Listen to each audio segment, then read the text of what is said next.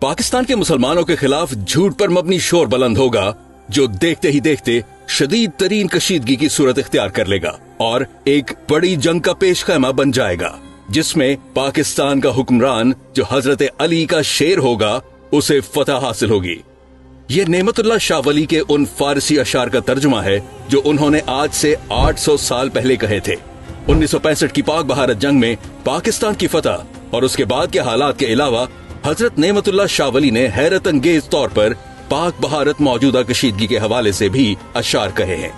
आइए हम उन अशार में मौजूद पेशगोइयों का तर्जुमा आपको सुनाते हैं। अचानक मुसलमानों के खिलाफ झूठ पर मबनी शर बुलंद होगा और तानो तशनी शुरू हो जाएगी। मुसलमान काफिरों के खिलाफ मुत्तहिद हो जाएंगे। सरहदें लश्करों के जलाल से लरजेंगी। लोग शहादत के लिए मौका तलाश करेंगे। दरियाए अटक 3 बार खून से भरकर जारी होगा। तुर्की, ईरान और अरब ममालिक मदद करेंगे।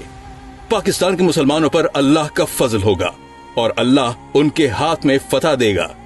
हजरत अली के शेरों में से एक शेर काफिरों को कत्ल करने वाला जाहिर होगा, जो नबी सल्लल्लाहु अलैहि वसल्लम के दीन का पासबान और मुल्क पाकिस्तान का सरबराह होगा। शुमाल मशरक से गायबाना इमदाद आएगी। पहाड़ों, जंगलों और कस्बों से देहाती आएंगे। आग का सैलाब चारों तरफ रवां होगा। पाकिस्तान का हुक्मरान फतह हासिल करेगा और हिंदुस्तान को ऐसी इबरतनाक शिकस्त होगी जो बयान से बाहर है।